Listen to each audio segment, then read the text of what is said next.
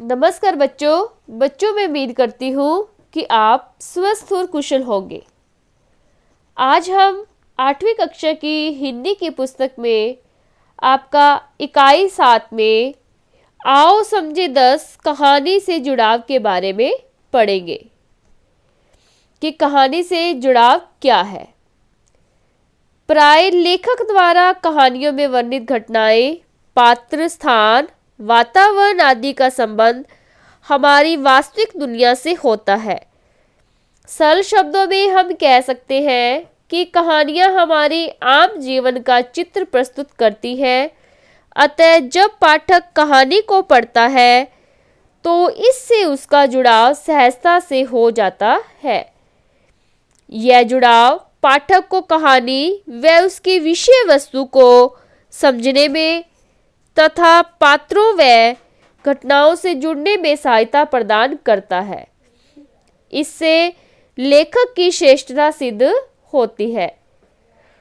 आइए टोपी कहानी के माध्यम से कहानी और पाठक के मध्य जुड़ाव को जानने का प्रयास करते हैं। बच्चों, जो हमने टोपी आपका ये जो कहानी है, ये जो पाठ है आपकी पसंद की पुस्तक का, इसका पठन हमने विद्यालय में कर लिया था और इसके जो NCERT प्रश्न उत्तर है उसको भी हमने विद्यालय में पूरे कर लिए थे। अब हमारा सिर्फ इसका अभ्यास प्रश्न रहता है, उसको हम आगे करेंगे।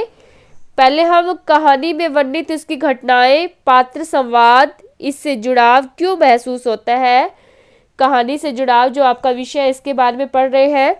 पहले है घटना, दुनिया के पास रुई धुलाने जाने की घटना। मुझे वह घटना याद आ गई जब मैं माता जी के साथ घर में पड़ी पुरानी रजाई की रुई धुलाने के लिए गया था और फिर उससे नई रजाई बनवाई थी। यानी कि इससे आपने क्या महसूस किया है, ये कहानी से जुड़ाव हो गया। अब राजा की मालिश कराने वाली घटना, ये तो कहानी में वर्णित घटनाएं हैं। अब आप उससे जुड़ाव यानी कि आपका उससे क्या संबंध है, ये पढ़ेंगे इसमें। मुझे गांव की वह घटना याद आई जब मेरे दादाजी अपने नौकरों से अपनी मालिश करवाते थे। अब इस पात्र है गवरिया और गवरा। और गवरिया से स्वयं की और गवरा की कुछ बातों से माता जी के स्वभाव की याद आती है। संवाद, नित नए नए लिबास सिलवाता रहता है, ये नीरा पोंगापन है। और इधर यह बात मेरी माताजी मुझे बोलती है क्योंकि मैं हर त्योहार या कार्यक्रम के लिए नए नए कपड़े सिलवाने की जिद करता हूँ। ये कहानी से जुड़ाव हो गया इधर वाला, और ये कहानी से में वर्णित हो गया, घटना होगी, और ये कहानी से जुड़ाव उससे संबंधित हो गया जो हमारे जीवन से संबंधित है। तो हमने टोपी पाठ का पठन कर लिया बच्चों। हमारे इसके अभ्यास प्रश्न रहता है 6, अब हम उसको हल करेंगे। अब यह आपका अभ्यास प्रश्न 6 टोपी का। प्रत्येक पाठ में कुछ नए व कठिन शब्द होते हैं। पाठ को समझने के लिए ऐसे शब्दों के अर्थ एवं व्याकरणिक पहचान को जानना अवश्य होता है। टोपी पाठ के ऐसे ही कुछ शब्दों को हम निम्नानुसार समझ सकते हैं, जैसे कि खोंता। सब शब्द अर्थ है, पहले खोंता संज्ञा शब्द है और इसका अर्थ है घोंसला। सुघड़ विशेषण, सुडोल या सुंदर। औकात संज्ञा शब्द है और इसका अर्थ होता है हैसियत। जुगाड़ संज्ञा शब्द है, इसका अर्थ है तरकीब। फोकट विशेषण है मुफ्त का। माकूल विशेषण शब्द है उचित या ठीक। वाजिब विशेषण शब्द है उचित। कारिंदे संज्ञा शब्द है राजा का सेवक। हेठी संज्ञा शब्द है मान हानि। मानिंद विशेषण शब्द है समान। नफासत संज्ञा शब्द है, इसका अर्थ है सुंदरता। अब अगला देखो आपका है फबता। फबता क्रिया शब्द है सुंदर या अच्छा लगना। तपाक क्रिया विशेषण है आवेग या जोश। फक्त विशेषण शब्द है बस इतना ही। उम्दा विशेषण है बढ़िया या अच्छा। अनिच्छा संज्ञा शब्द है इच्छा का अभाव। मुआवजा संज्ञा शब्द है अर्थ है हर्जाना। इसरार संज्ञा शब्द है हट या जिद। कंगूरे संज्ञा शब्द है शिखर या चोटी। हुनरमंद विशेषण शब्द है, इसका अर्थ है कुशल या कला कुशल। दबीज विशेषण शब्द है, इसका अर्थ है मोटा। दंडवत विशेषण शब्द है और इसका अर्थ है जमीन पर पूरा लेटकर किया जाने वाला पना। हमने अभ्यास प्रश्न जो आपका 6 है इसके शब्द अर्थ किए हैं। अब हम इसके आगे 6.1 व 6.2 इस वीडियो में इसके प्रश्न उत्तर करेंगे। ठीक है, आगे के प्रश्न है जो हम नेक्स्ट वीडियो में करेंगे।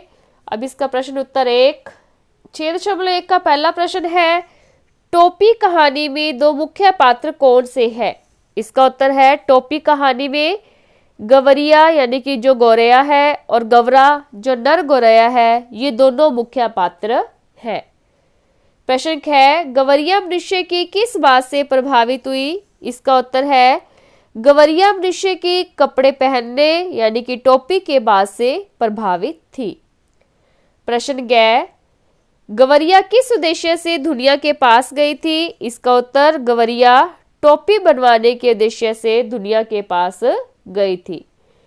प्रश्न राजा किस बात से परेशान हुआ? इसका उत्तर, राजा चिड़िया की टोपी देखकर परेशान हो गया। अब प्रश्न है 6.2, निम्नलिखित प्रश्नों के उत्तर संक्षेप में लिखिए।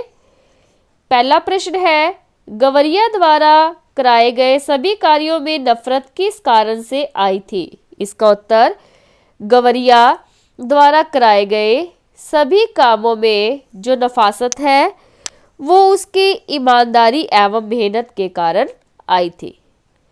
प्रश्न है, राजा गवरिया की किस बात से डर गया कि उसने टोपी तक लौटा दी? इसका उत्तर, राजा गवरिया से डर गया क्योंकि गवरिया राजा के खजाने की पोल खोलने लगी थी और इसी से डरकर राजा ने उसकी टोपी लौटा दी। प्रश्न नंबर प्रत्येक कारीगर गवरिया की बात सुनने से पहले ही नाराज क्यों हो जाता था? गवरिया ने उन्हें कैसे अपना काम करने के लिए राजी किया?